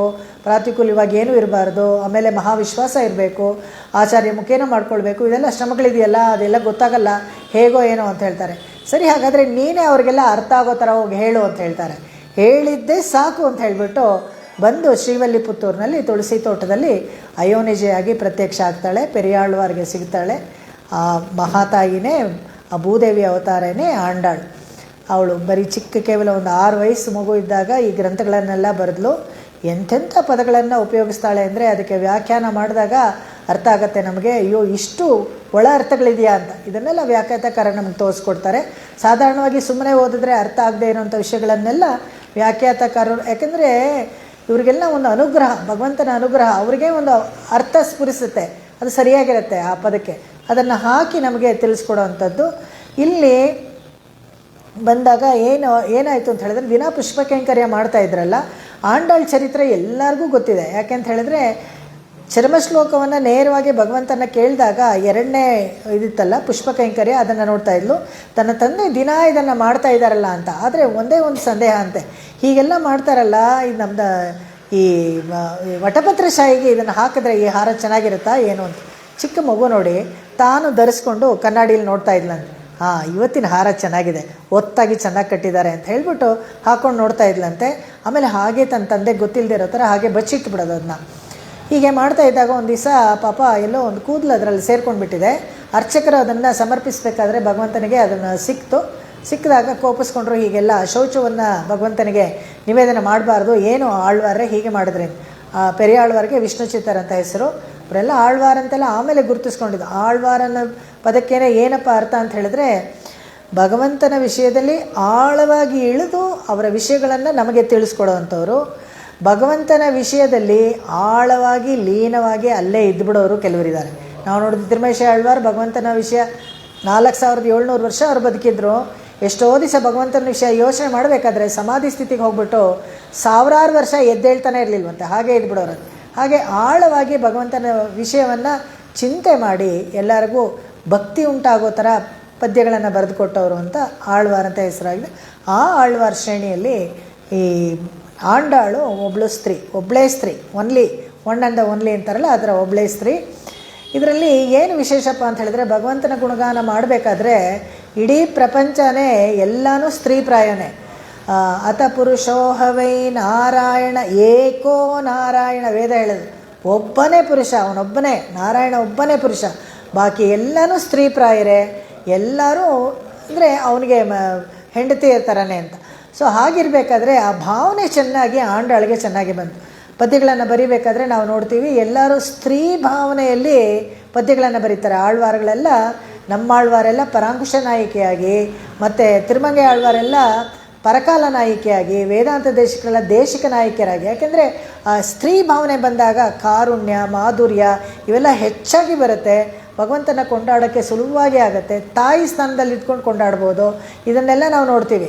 ಹೇಗೆ ಅಂತ ಹೇಳಿದ್ರೆ, ಪಲ್ಲಾಂಡೆಲ್ಲ ಹೇಗೆ ಹಾಡಿದ್ರೋ ಅದೇ ಥರ ಈ ಆಂಡಾಳು ಕೂಡ ಅನ್ರಿ ಉಲಹೆಯಡೆಂದಾಯಡಿ ಪೋತಿ ಪಲ್ಲಾಂಡ್ ಹಾಡ್ತಾಳೆ ಭಗವಂತನಿಗೆ. ಅಷ್ಟು ಚಿಕ್ಕ ಹುಡುಗಿ ಹಾಡ್ಬೋದಾ ಅಂತ ಹೇಳಿದ್ರೆ ಭಾವನೆ ಮುಖ್ಯ. ಆ ಭಾವನೆಗಳೆಲ್ಲ ಯಾರಿಗೆ ಬರುತ್ತೆ ಅಂದರೆ ಸ್ತ್ರೀಯರಿಗೆ ಸಹಜವಾಗೇ ಇದೆ. ಅವರೆಲ್ಲ ಪರಕಾಲ ನಾಯಕಿ ಅಂತ ಅಂದ್ಕೊಂಡು ಪರಕಾಯ ಪ್ರವೇಶ ಮಾಡಿ ಭಗವಂತನ ಬಗ್ಗೆ ಬರಿಬೇಕು. ಆದರೆ ಆಂಡಾಳಿಗೆ ಆ ಕಷ್ಟ ಇಲ್ಲ. ಯಾಕಂದರೆ ಪ್ರಾಕೃತಿಕವಾಗಿಯೇ ಸಹಜವಾಗಿಯೇ ಅವಳು ಸ್ತ್ರೀ ಆದ್ದರಿಂದ ಭಗವಂತನ ಗುಣಗಾನ ಮಾಡೋಕ್ಕೆ ಅವಳಿಗೆ ಏನೂ ಶ್ರಮ ಇಲ್ಲ. ಇನ್ನೊಂದೇನಪ್ಪ ಅಂತ ಹೇಳಿದ್ರೆ, ಅವನಿಗೆ ಭಗವಂತನ ಹತ್ರ ಒಂದು ಸೌಲಭ್ಯ. ಭಗವಂತನಿಗೆ ಭೂದೇವಿ ಆದ್ದರಿಂದ ಭಗವಂತನ ಹತ್ರ ಒಂದು ವಾಲಭ್ಯ, ನಮ್ಮ ಕಡೆ ಒಂದು ಸೌಲಭ್ಯ, ನಮ್ಮ ಕಡೆ ಒಂದು ಕಾರುಣ್ಯ. ಇದು ನಮಗೆ ತುಂಬ ಮುಖ್ಯ. ಇವರನ್ನೆಲ್ಲ ಪುರುಷಕಾರಿಯಾಗಿ ಇಟ್ಕೊಳ್ಳೋದು. ಪುರುಷಕಾರಿ ಅಂದರೆ ಮೀಡಿಯೇಟರ್, ಮಧ್ಯದಲ್ಲಿ ಯಾಕೆ ಇಟ್ಕೊಳ್ಬೇಕು ಇವರನ್ನು ಅಂತ ಹೇಳಿದ್ರೆ, ನಾವೇ ಹೋಗ್ತೀವಿ, ನಾವೇ ಕೈ ಮುಕ್ಕೊಳ್ತೀವಿ, ಯಾಕೆ ಮಧ್ಯದಲ್ಲಿ ಒಬ್ಬರು ಅಂತ ಹೇಳಿದ್ರೆ ಬೇಕು. ಅದರಲ್ಲೂ ನಾವು ಶರಣಾಗತಿ ಮಾಡ್ಕೊಳ್ಬೇಕಾದ್ರೆ ಖಂಡಿತವಾಗ್ಲೂ ಬೇಕು. ಯಾಕೆ ಅಂತ ಹೇಳಿದ್ರೆ ನಮಗೇ ಗೊತ್ತಿಲ್ಲ ಹೇಗೆ ನಾವು ನಮ್ಮನ್ನು ನಾವು ಭಗವಂತನಿಗೆ ಸಮರ್ಪಿಸ್ಕೊಳ್ಬೇಕು ಅನ್ನೋದು ನಮಗೆ ಗೊತ್ತಿಲ್ಲ. ಹಾಗೆ ಗೊತ್ತಿಲ್ಲದೆ ಇದ್ದಾಗ ಯಾರಾದರೂ ಒಬ್ಬರು ಗೊತ್ತಿರೋರು ನಮ್ಮ ಬಗ್ಗೆ ಶಿಫಾರಸು ಮಾಡಿ ಹೇಳೋರು ತುಂಬ ಮುಖ್ಯ. ಸಾಧಾರಣ ಲೌಕಿಕ ಒಂದು ಎಕ್ಸಾಂಪಲ್ ಕೊಡ್ತೀನಿ ನೋಡಿ. ಮನೆಯಲ್ಲಿ ಮಕ್ಕಳಿಗೆ ಏನಾದರೂ ಬೇಕಾದರೆ ಅವರು ತಾಯಿ ಹತ್ರನೇ ಹೋಗಿ ಕೇಳುತ್ತವೆ ಎಲ್ಲನೂ. ಅಪ್ಪನ ಹತ್ರ ಕೇಳಿದರೆ ಕೊಡಿಸಲ್ವಾ, ಅಪ್ಪನೇ ಸಂಪಾದಿಸೋದು, ಅಪ್ಪನೇ ಕೊಡಿಸೋದು, ಆದರೆ ಕೇಳಲ್ಲ, ತಾಯಿ ಹತ್ರ ಹೋಗುತ್ತೆ. ಆವಾಗ ತಾಯಿ ಆ ತಂದೆ ಬಂದಾಗ ನೋಡಿಕೊಂಡು ಅವನಿಗೆ ಹೇಗೆ ಆ ಮೂಡೆಲ್ಲ ಚೆನ್ನಾಗಿದೆಯಾ, ಅವನಿಗೆ ಮನಸ್ಥಿತಿ ಹೇಗಿದೆ ಅಂತ ನೋಡಿಕೊಂಡು, ನೋಡಿ ಮಗುಗಿದು ಬೇಕಂತೆ ಅಂತ ಹೇಳೋದು, ಶಿಫಾರಸು ಮಾಡೋದು. ಆವಾಗ ಆ ಮಗು ಕೇಳಿದ್ದು ಸಿಗತ್ತೆ, ಮಗು ನೇರವಾಗಿ ಬಯಸ್ಕೊಳ್ಳೋದು ಇಲ್ಲ. ಯಾಕೆ ಅಂತ ಹೇಳಿದ್ರೆ ಭಗವಂತನಿಗೆ ಈ ನಿಗ್ರಹ ಗುಣ ಅನ್ನೋದು ತುಂಬ, ತಕ್ಷಣ ಕೋಪ ಬಂದುಬಿಡುತ್ತೆ, ತುಂಬ ನಿಗ್ರಹಶಾಲಿ ಅವನು. ಅದೇ ನೋಡಿದ್ರೆ ಅಮ್ಮನವ್ರಿಗೆ ಅನುಗ್ರಹಶಾಲಿ, ಯಾವಾಗಲೂ ಹೇಳ್ತಾ ಇರ್ತಾಳೆ ಏನು ಆ ಥರ ಇಲ್ಲ, ಶ್ರಮ ಆಗುತ್ತೆ, ಸಂಸಾರದಲ್ಲಿರೋರೆಲ್ಲ ಕಷ್ಟಪಡ್ತಾನೆ ಇರ್ತಾರೆ, ತಕ್ಷಣ ಹಾಗೆ ಕೋಪಿಸ್ಕೊಂಬಿಟ್ರೆ ಹೇಗೆ, ಅವರನ್ನೆಲ್ಲ ನಾವು ಕ್ಷಮಿಸಬೇಕು, ತಪ್ಪುಗಳು ಮಾಡ್ತಾನೆ ಇರ್ತಾರೆ ಅಂತ ಹೇಳಿ ನಮ್ಮನ್ನು ಶಿಫಾರಸು ಮಾಡಿ ವಿಂಡೋ ಡ್ರೆಸ್ ಮಾಡ್ತಾರೆ. ಇವಾಗ ಮ್ಯಾರಿನೇಟ್ ಮಾಡಿ ಒಂದು ಅಡುಗೆಗೆ ಮಾಡಬೇಕಾದ್ರೆ ರೆಡಿ ಮಾಡ್ತಾರಲ್ಲ, ಆ ಥರ ಭಗವಂತನಿಗೆ ನಮ್ಮನ್ನು ನಿವೇದನೆ ಮಾಡಬೇಕಾದ್ರೆ ನಮ್ಮನ್ನು ಡ್ರೆಸ್ಅಪ್ ಮಾಡಿ ಅವನು ಒಪ್ಕೊಳ್ಬೇಕು. ಆಯಿತು ಬಿಡು ಪರವಾಗಿಲ್ಲ, ಅನುಗ್ರಹ ಮಾಡ್ಬೋದು ಅಂತ ಒಪ್ಕೊಳ್ಬೇಕು. ಆ ಥರ ಮಾಡೋವರೇ ಪುರುಷಕಾರೆ ಅಂತ ಹೇಳ್ತಾರೆ. ಅಂದರೆ ಭಗವಂತನಿಗೂ ನಮಗೆ ಮಧ್ಯೆ ಒಂದು ಇಡೋ ಅಂಥ ಕೆಲಸವನ್ನು ಈ 3 ಜನನು, ಯಾರು, ಲಕ್ಷ್ಮೀ, ಭೂ, ನೀಳ, ಇವರು 3 ಜನವನ್ನು ಪ್ರಾರ್ಥನೆ ಮಾಡಿಕೊಂಡು ನಮ್ಮನ್ನೆಲ್ಲರನ್ನೂ ಒಟ್ಟಿಗೆ ಒಂದು ಲಾಟಲ್ಲಿ ಒಟ್ಟಿಗೆ ಒಂದು ಹೋಲ್ಸೇಲಾಗಿ ಎಲ್ಲರನ್ನೂ ಕರ್ಕೊಂಡು ಹೋಗಿ ಭಗವಂತನ ಹತ್ರ ಸೇರಿಸೋ ಕೆಲಸ ಇದೆಯಲ್ಲ, ಇಕ್ಕಟ್ಟು ಮಾಡಿ ಎಲ್ಲರನ್ನೂ ಒಟ್ಟಿಗೆ, ಎಷ್ಟು ಕಷ್ಟದ ಕೆಲಸ. ಆ ಕಷ್ಟದ ಕೆಲಸವನ್ನು ಸುಲಭವಾಗಿ ಒಂದು ಸುಂದರವಾದ ಹಾಡು ಥರ 30 ಹಾಡನ್ನು ರಾಗರಾಗವಾಗಿ ಹಾಡ್ಬೋದು.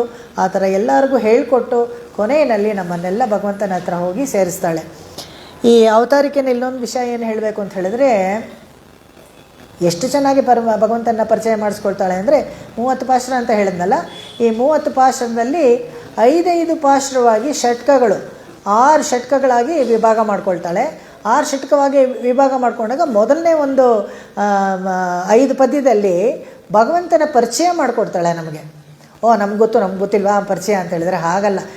ಯಾರು ಭಗವಂತ, ಅವನ ಗುಣ ಏನು, ನೀವೆಲ್ಲ ಯಾಕೆ ನಮಸ್ಕಾರ ಮಾಡಬೇಕು, ಸುಮ್ಮನೆ ಹೇಳಿದ್ರೆ ಒಪ್ಕೊಳ್ಳಲ್ಲ ಯಾರು. ಅದಕ್ಕೆ ಅವನ ಗುಣಗಾನ ಮಾಡ್ತಾಳೆ. ಭಗವಂತ 5 ರೀತಿಯಾಗಿ ನಮಗೆ ಪ್ರಕಟ ಆಗ್ತಾನೆ. ಪರ, ವಿಭವ, ವ್ಯೂಹ, ಅರ್ಚ, ಅಂತರ್ಯಾಮಿ. ಒಂದೊಂದು ಹಾಡಲ್ಲಿ ಒಂದೊಂದು ಥರ ಭಗವಂತನನ್ನು ಪರಿಚಯ ಮಾಡಿಕೊಟ್ಟು ಇಂತಹವನನ್ನು, ಇವಾಗ ಒಂದು ವ್ರತ ಮಾಡ್ತೀನಿ ಹೋಗೋಣ ಬನ್ನಿ ಎಲ್ಲಾದರೂ ಅಂದರೆ ಎಲ್ಲಿ ಹೋಗ್ತೀರಾ, ಯಾಕೆ ಹೋಗ್ತೀರಾ, ಏನು ಹೇಳ್ತಾರೆ ಅಂತೆಲ್ಲ ಕೇಳ್ತಾರೋ ಇಲ್ವೋ. ಅದೇ ಥರ ಇವಳು ಈ ವ್ರತವನ್ನು ಮಾಡಬೇಕಾದ್ರೆ, ತಿರುಪ್ಪಾವೈ ವ್ರತವನ್ನು ಮಾಡಬೇಕಾದ್ರೆ ಏನು ವ್ರತ, ಯಾಕೆ ಇವಳು ಮಾಡೋಕ್ಕೆ ಶುರು ಮಾಡಿದ್ಲು ಅಂದರೆ, ಸ್ವಲ್ಪನೇ ಹಿಂದೆ ಹೋಗಿ ಪೆರಿಯಾಳ್ವಾರ ಹತ್ರ ಇವಳು ಒಂದು ಪರವಾನಗಿ ತಗೊಳ್ತಾಳೆ. ಏನಕ್ಕೆ ತಗೋತಾಳೆ ಅಂತ ಹೇಳಿದ್ರೆ, ಆ ವಟಪತ್ರಶಾಹಿ ದೇವಸ್ಥಾನದಲ್ಲಿ ಪುರಾಣಗಳನ್ನೆಲ್ಲ ಹೇಳೋದುಂಟು.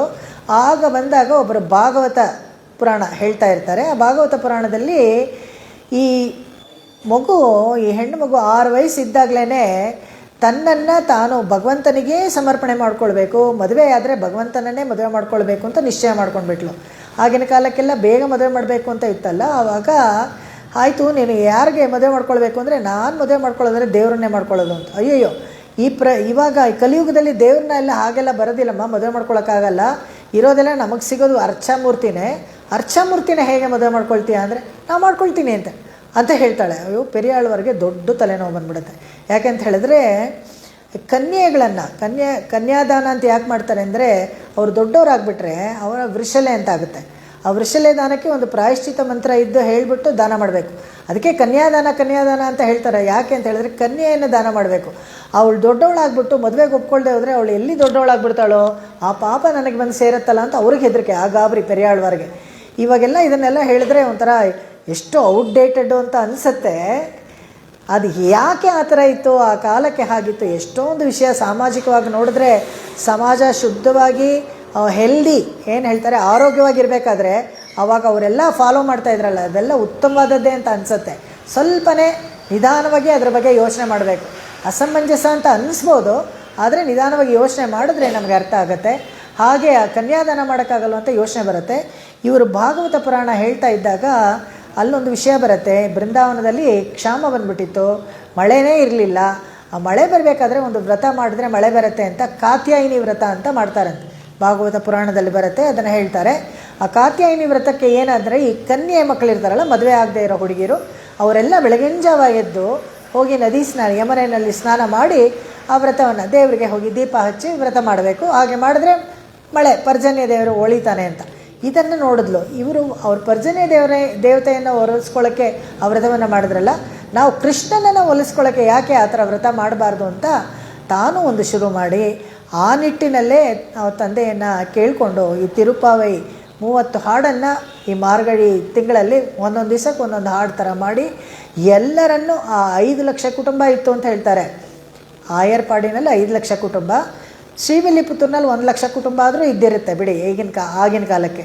ಆವಾಗ ಯಾರ್ಯಾರ ಮನೇಲಿ ಇದ್ದಾರೋ ಎಲ್ಲರನ್ನೂ ಕರೆಯಿದ್ರು, ವ್ರತ ಮಾಡೋಣ ಬನ್ನಿ. ಬೆಳಗಿನ ಜಾವ ಇದ್ದು ಉಷಕ್ಕಾಲದಲ್ಲಿ ಎದ್ದೇಳಬೇಕು. ಯಾಕೆ ಉಷಕ್ಕಾಲದಲ್ಲಿ ಬ್ರಾಹ್ಮಿ ಮುಹೂರ್ತದಲ್ಲಿ ಹೇಳಬೇಕು ಅಂತ ಹೇಳಿದ್ರೆ, ಈ ಇಡೀ ಮಾರ್ಗಳಿ ತಿಂಗಳಿದೆಯಲ್ಲ ಅದು ಒಂದು ಹಗಲು ಥರ ದೇವತೆಗಳಿಗೆ. ಒಂದು ದಿವಸ ಅಂತ ಲೆಕ್ಕ ತಗೊಂಡ್ರೆ ಒಂದು ಹಗಲು ಥರ. ಆ ಉಷಕ್ಕಾಲದಲ್ಲಿ ಏನಾದರೂ ಅವ್ರು ಎಚ್ಚರವಾಗಿರ್ತಾರೆ, ನಾವು ಪ್ರಾರ್ಥನೆ ಮಾಡಿದ್ರೆ ಅವರು ಕೇಳಿಸ್ಕೊಳ್ತಾರೆ ಅಂತ. ಅದಕ್ಕಾಗಿ ಉಷಕಾಲದಲ್ಲಿ ಎದ್ದು ಸ್ನಾನ ಮಾಡಿ ವ್ರತವನ್ನು ಆಚರಣೆ ಮಾಡೋಕ್ಕೆ ಹೊರಟಾಗ ಕರಿತಾಳಲ್ವ, ಕರೆದಾಗ ಸ್ವಲ್ಪ ಎಲ್ಲ ಕೇಳ್ತಾರೆ, ಏನು ವ್ರತ ಅಂತಲೇ ಏನು ಮಾಡ್ತಾರೆ ಅಂತ. ಅದಕ್ಕೆ ಸ್ವಲ್ಪನೇ ಹೇಳ್ತಾಳೆ. ಭಗವಂತನ ಬಗ್ಗೆ ಗುಣಗಾನ ಮಾಡೋದು, ಅವನ ಹಾಡು ಹೇಳೋದು, ಅವನ ಹೆಸರು ಹೇಳ್ಕೊಂಡು ಹಾಡೋದು, ಇಂಥದ್ದನ್ನೇ ಮಾಡ್ತೀವಿ ಅಂತೇಳಿ ಮೊದಲು 5 ಪದ್ಯದಲ್ಲಿ ಬರೀ ಭಗವಂತನ ಪರಿಚಯನ ಮಾಡ್ಕೊಳ್ತಾಳೆ. 6ರಿಂದ 15ನೇ ಪದ್ಯ ಇದೆಯಲ್ಲ, 10 ಪದ್ಯದಲ್ಲಿ ಎಲ್ಲ ಸಖಿಯರನ್ನು, ಬೇರೆ ಬೇರೆ ಥರ ಸಖಿಯರನ್ನು ಎಬ್ಬಿಸ್ತಾಳೆ. ಇಲ್ಲಿ ಒಂದೊಂದು ಸಖಿಗೆ ಒಂದೊಂದು ಆಳ್ವಾರಿಗೆ ಹೋಲಿಸ್ತಾರೆ. ಸಖಿ ಅಂದರೆ ಒಬ್ಬಳನ್ನೇ ಎಬ್ಸಿದ್ಲು ಅಂತ ನಾವು ಅಂದ್ಕೊಳ್ಬಾರ್ದು. At random. ಇವಾಗ ಒಂದು ಸಮಾಜದಲ್ಲಿ ಒಂದಷ್ಟು ಜನ ವ್ಯಕ್ತಿಗಳಿದ್ದಾರೆ ಅಂದರೆ ನಾವು ಅವ್ರನ್ನ ಗ್ರೂಪ್ ಮಾಡ್ಬೋದು.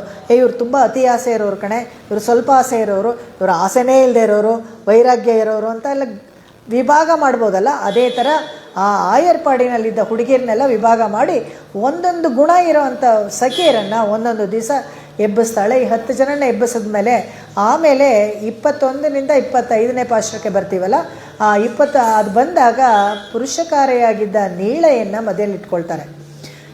ಆಂಡಾಳೆ ದೇವತೆ ಅಲ್ವಾ, ಆಂಡಾಳೆ ಭೂದೇವಿಯಾಗಿ ಪುರುಷಕಾರೆಯಾಗಿ ನೀಳೆಯನ್ನು ಯಾಕೆ ಇಟ್ಕೊಂಡ್ಲು ಅಂತ ಹೇಳಿದ್ರೆ, ಈಗ ತನ್ನೊಂದಿಗೆ ತಾನು ಒಬ್ಬಳು ಮಾತ್ರ ಹೋಗಿ ಕರೆ ಸೇರಿದ್ರೆ ಸಾಲದು.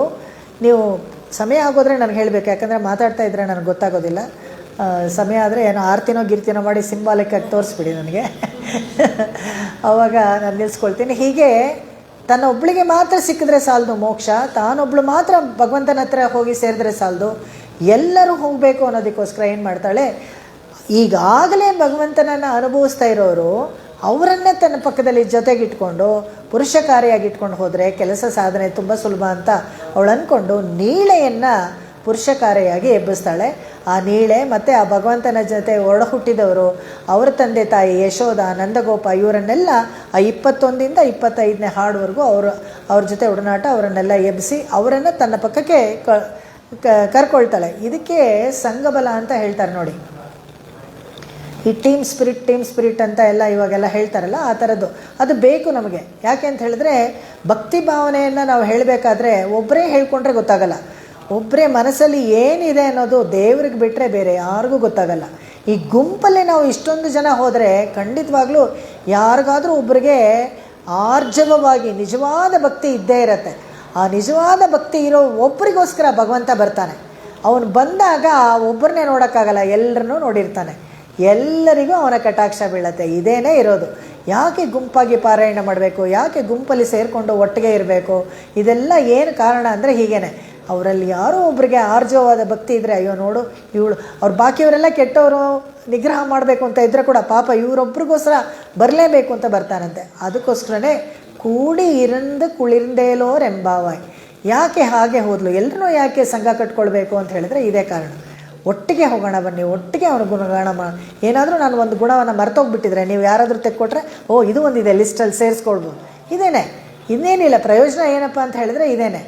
ಆ ಥರ ಹಾಡಿ ಭಗವಂತನಿಗೆ ನಿವೇದನವನ್ನು ಮಾಡಿ ಆಮೇಲೆ ಕೊನೆಯ 5 ಪದ್ಯದಲ್ಲಿ ಆತ್ಮಸಮರ್ಪಣೆಯನ್ನು ಮಾಡೋದು ಹೇಳ್ಕೊಡ್ತಾಳೆ.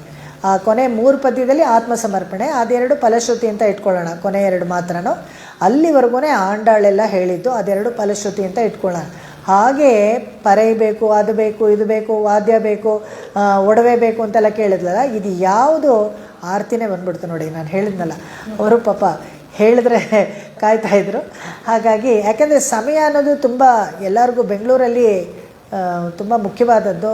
ತುಂಬ ಹೊತ್ತಾಗ್ಬಿಟ್ರೂ ಬಾಕಿ ಚಟುವಟಿಕೆಗಳು ಎಲ್ಲ ಆಗಬೇಕು. ವಯಸ್ಸಾದವ್ರುಗಳಿಗೆಲ್ಲ ಊಟ ಬೇಗ ಮಾಡಬೇಕು, ಔಷಧಿ ತೊಗೊಳ್ಬೇಕು, ಇದೆಲ್ಲ ಏನೋ ಶ್ರಮಗಳೆಲ್ಲ ಇರುತ್ತಲ್ಲ, ಅದಕ್ಕೆ ಯಾರಿಗೂ ತೊಂದರೆ ಆಗಬಾರ್ದು.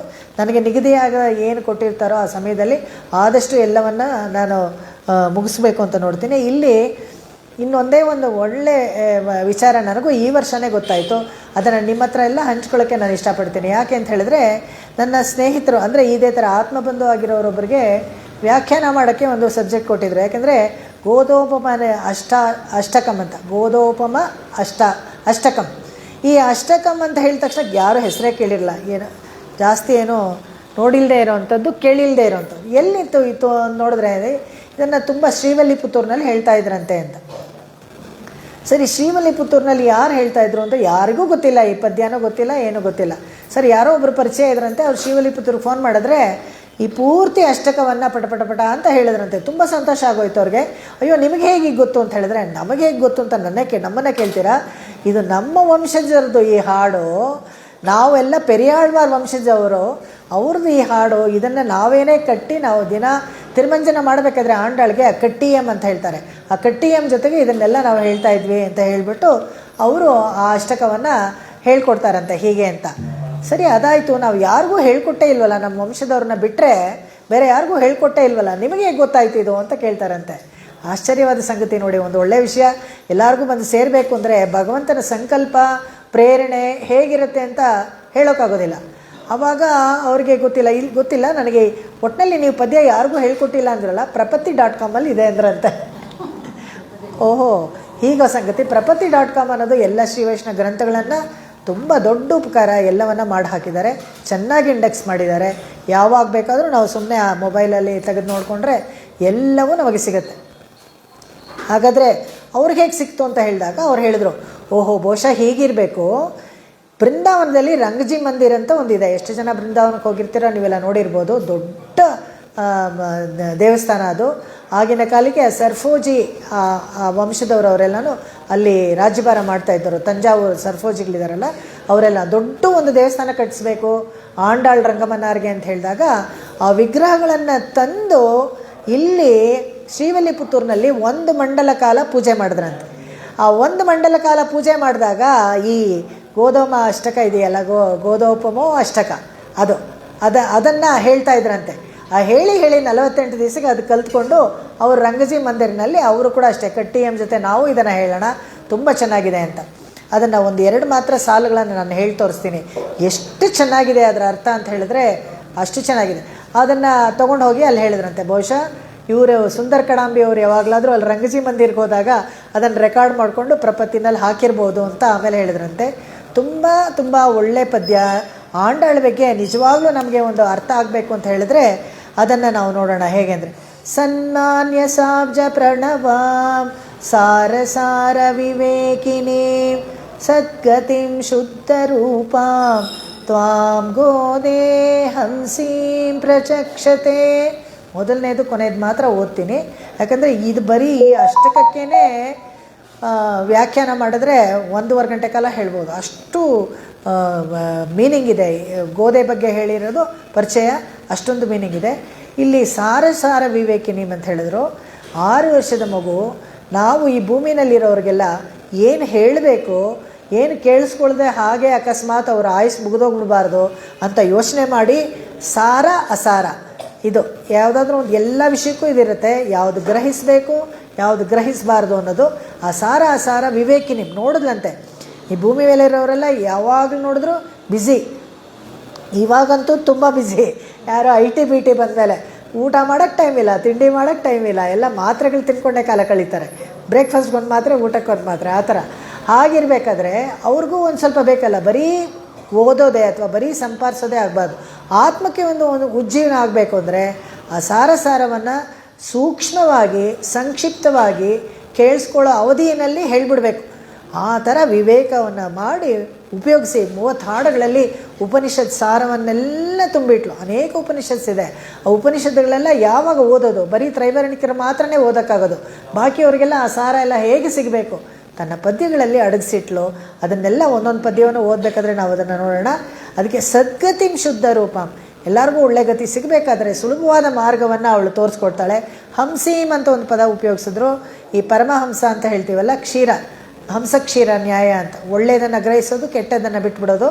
ಆ ಥರ ಆ ವಿಚಾರಗಳನ್ನೆಲ್ಲ ಗ್ರಹಿಸಿ ತಾನು ಗ್ರಹಿಸ್ಕೊಂಡು, ಯಾವಾಗ ಗ್ರಹಿಸಿದ್ಲು ಅಂದರೆ ಭೂದೇವಿಯಾಗಿ ಇಲ್ಲಿ ಹಾಗೆ ಕೈ ಮೇಲೆ ಎಡಗೈ ಮೇಲೆ ಕೂತಿದ್ಲಲ್ಲ, ಅವಾಗಲೇ ಅಂದ್ಕೊಂಡ್ಬಿಟ್ಲಂತೆ, ನನಗೆ ಅಂತ ಏನಾದರೂ ಪರ್ಮಿಷನ್ ಕೊಟ್ಟರೆ ವಿಚಾರ ಎಲ್ಲ ಹೋಗಿ ಕೆಳಗಡೆ ಹೇಳಬೇಕು ಭೂಲೋಕದಲ್ಲಿ ಅಂತ. ಅವಾಗಲೇ ಅವ್ರ ಮೈಂಡಲ್ಲಿ ಎಲ್ಲವನ್ನ ಸಂಗ್ರಹವಾಗಿ ಇಟ್ಕೊಂಡ್ಬಿಟ್ಟಿದ್ಲು. ಬಂದ ತಕ್ಷಣ ಅದನ್ನು 6 ವರ್ಷಕ್ಕೆ ಎಲ್ಲವನ್ನ ಹೇಳಿದ್ಲು.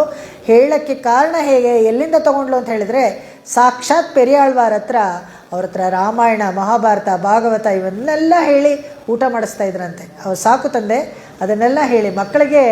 ಇವಾಗೆಲ್ಲ ನಾವು ಮೊಬೈಲ್, ನಾನು ನೋಡಿದೆ ಯಾರೋ ಒಂದು ತಾಯಿ ತಲೆ ಮೇಲೆ ಮೊಬೈಲ್ ಹಿಂಗೆ ರಬ್ಬರ್ ಬ್ಯಾಂಡ್ ಹಾಕಿ ಕಟ್ಕೊಂಡು ಹೀಗೆ ತೋರಿಸ್ಕೊಂಡು ಊಟ ಮಾಡಿ, ಹೋಗಲಿ ಅದರಲ್ಲೇ ರಾಮಾಯಣನ ಕೃಷ್ಣನ ಯಾವುದೋ ಒಂದು ಕತೆ ತೋರಿಸಿ ಊಟ ಮಾಡಿಸೋದು.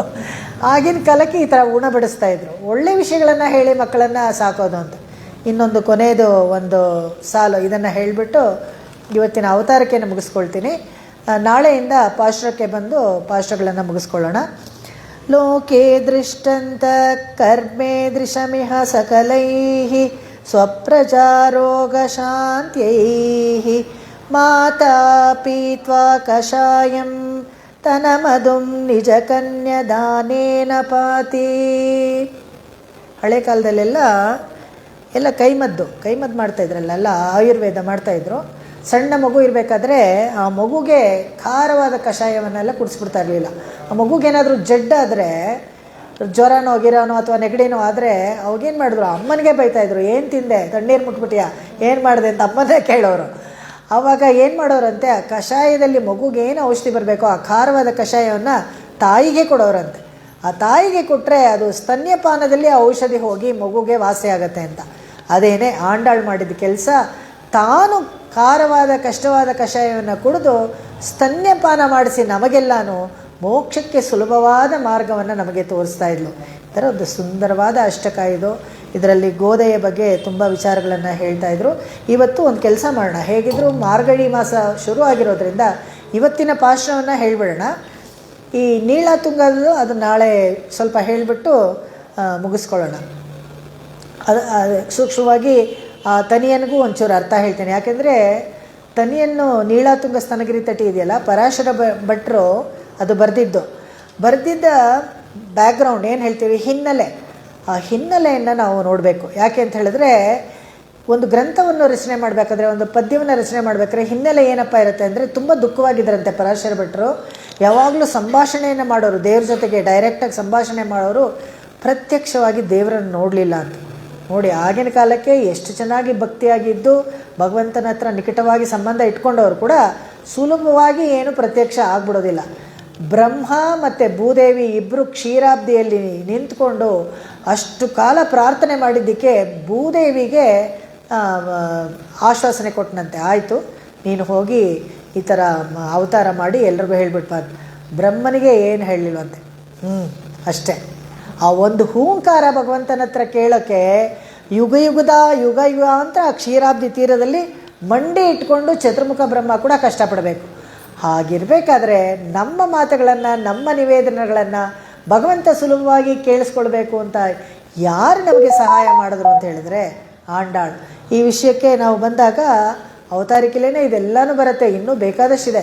ಅವತಾರಿಕೆ ಇವಾಗ ನಮಗೆ ಗ್ರಂಥ ಏನೋ, ಆ ಗ್ರಂಥದ ವೈಲಕ್ಷಣ್ಯ ಏನೋ, ಅದು ಬರೆದವ್ರು ಯಾರು, ಯಾಕೆ ಕಲ್ತ್ಕೊಳ್ಬೇಕು, ಯಾಕೆ ಈ ತಿಂಗಳಲ್ಲೇ ಹೇಳಬೇಕು, ಇದೆಲ್ಲ ಚೆನ್ನಾಗಿ ಗೊತ್ತಾಗ್ಬಿಡ್ತು. ಇವಾಗ ಒಂದು ಔಷಧಿನ ಕೊಡಬೇಕಾದ್ರೆ ಡಾಕ್ಟ್ರು ಪೇಷಂಟ್ನ ಪ್ರಿಪೇರ್ ಮಾಡ್ತಾರೆ. ನೋಡಿ, ಇದು ತೊಗೊಳ್ಬೇಕು, ನೀವು ಊಟಕ್ಕೆ ಒಂದು ಅರ್ಧ ಗಂಟೆ ಮುಂಚೆ ತೊಗೊಳ್ಳಿ, ಅದಾದಮೇಲೆ ನಿಮಗೆ ಇದಕ್ಕೆ ಈ ಥರ ಕೆಲಸ ಮಾಡುತ್ತೆ, ನಿಮ್ಮ ಲಿವರ್ ಸ್ಟ್ರಾಂಗ್ ಆಗುತ್ತೋ, ಅದು ನಿಮ್ಮಲ್ಲಿ ಏನು ಕಾಯಿಲೆ ಇದು ವಾಸಿ ಆಗುತ್ತೆ ಅಂತ ಹೇಳಿಬಿಟ್ಟು ಕೊಟ್ಟರೆ ತೊಗೊಳ್ಳೋವಾಗಲೇ ಭಕ್ತಿ, ಅಲೋಪತಿ ಮಾತ್ರೆ ವಾಸಿನೇ ಆದಂಗೆ ಒಂದು ಫೀಲಿಂಗ್ ನಮಗೆ ಬರುತ್ತೋ ಇಲ್ವೋ, ಆ ಥರ ಈ ಗ್ರಂಥಗಳ ಪರಿಚಯವೂ ಅಷ್ಟೇ ನಮಗೆ ಬರಬೇಕು. ಅದರ ಮೇಲೆ ನಮಗೆ ಭಕ್ತಿ ಉಂಟಾಗಬೇಕು. ಏನೋ ಕೇಳಿದ್ವಿ ಮರ್ತೋದ್ವಿ ಅಂತಿರಬಾರ್ದು. ಕೇಳಿದ ತಕ್ಷಣ ಆಸೆ ಉಂಟಾಗಬೇಕು, ಇದನ್ನು ಇನ್ನೂ ಹೆಚ್ಚು ಕೇಳಬೇಕು, ಇದ್ರ ಬಗ್ಗೆ ಇನ್ನೂ ಹೆಚ್ಚು ತಿಳ್ಕೊಳ್ಬೇಕು ಅಂತ ಆಸೆ ಉಂಟಾಗಬೇಕು. ಆ ಥರ ಒಂದು ಅವತಾರಿಕೆಯನ್ನು ನಾವುಗಳ್ಯಾರೂ ಮಾಡಿಲ್ಲ, ಎಲ್ಲ ಪೂರ್ವಾಚಾರ್ಯರು ಮಾಡಿಟ್ಟಿದ್ದೇನೆ. ಆ ವಿಷಯಕ್ಕೆ ಬಂದಾಗ ಸಂಸಾರ ತಂತ್ರವಾಹಿತ್ವಾತ್ ರಕ್ಷಾಪೇಕ್ಷಾ ಪ್ರತೀಕ್ಷತೆ. ಇದು ರಹಸ್ಯತ್ರಯಸಾರದಲ್ಲಿ ಹೇಳುವಂಥದ್ದು. ಇದನ್ನೇ ಈ ಥರ ವಾಕ್ಯಗಳನ್ನೇ ಕೋಟ್ ಮಾಡಿದ್ದಾರೆ ಘಂಟಾನಾದ ಇದರಲ್ಲಿ.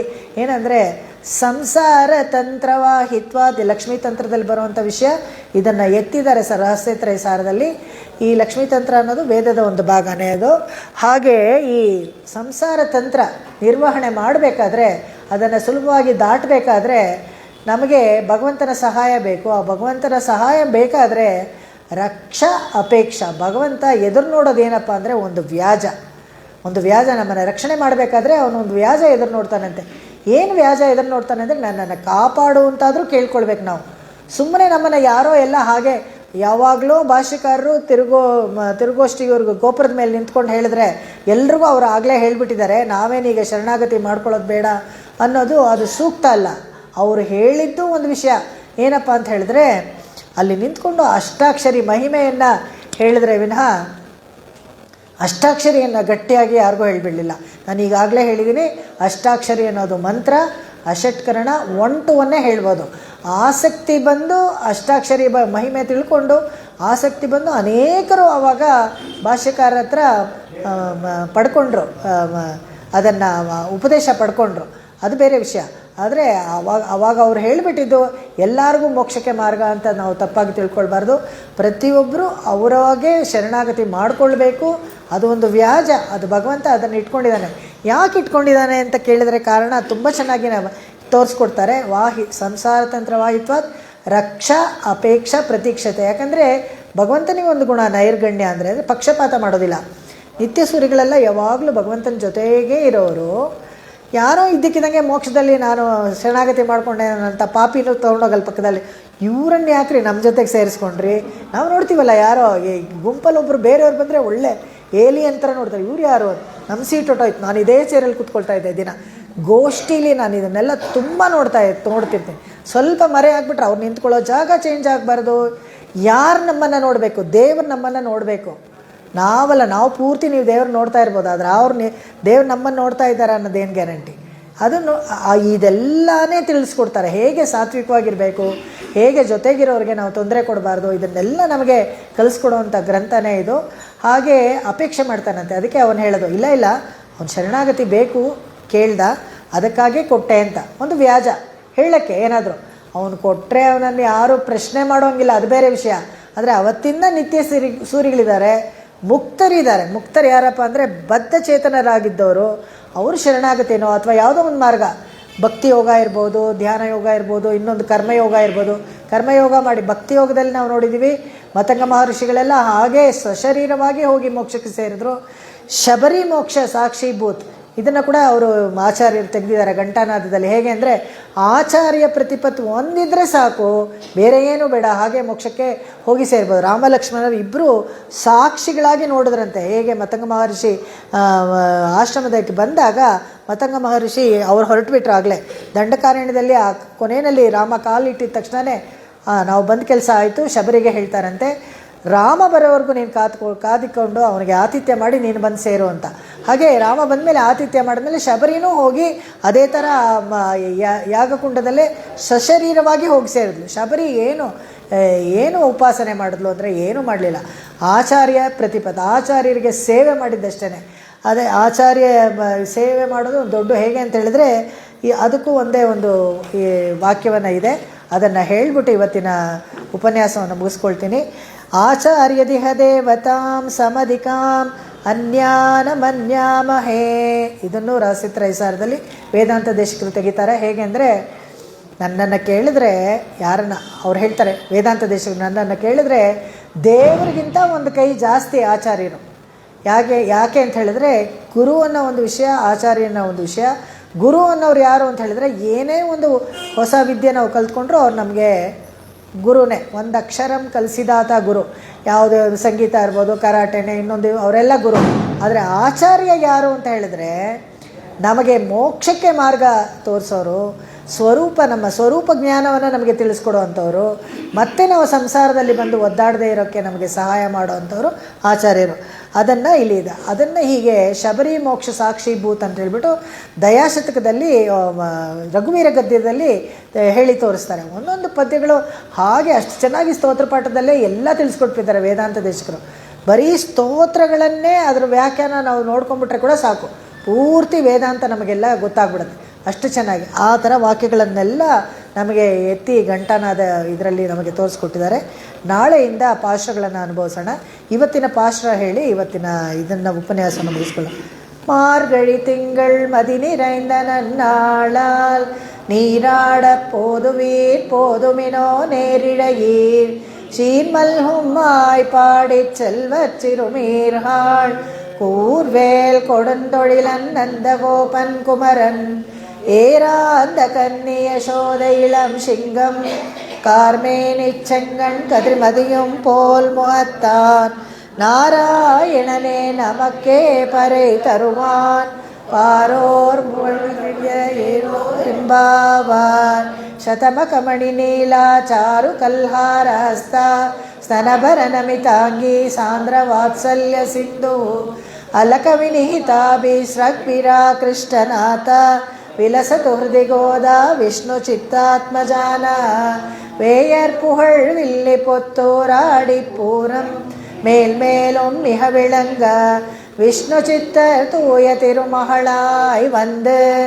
அரங்கனார்க்கு துழாள் மாலே முடிசூடி கொடுத்த மாதே நேயமுடன் திருப்பாவை பாட்டாரைந்தும் நீயுரைத்த தையொரு திங்கள் பாமாலே ஆழ புகழ் 143 அன்புடனே அடியேனுக்கு அருள் செய் நீயே திருவாடிப்பூரத்து ஜகத்துதித்தாள் வாழியே திருப்பாவை 30 செப்பினாள் வாழியே பெரியாழ்வார் பெத்தெடுத்த பெண் பிள்ளை வாழியே ஊதூர் மாமுனிக்கு பின்னானாள் வாழியே 143 உரைத்தாள் வாழியே உயரரங்கற்கே கன்னி உகந்தளித்தாள் வாழியே மறுவாரும் திருமல்லி மலநாடு வாழியே வண்புதுவை நகர்கோதை மலர்பதங்கள் வாழியே ஆண்டாள் திருவடிகளே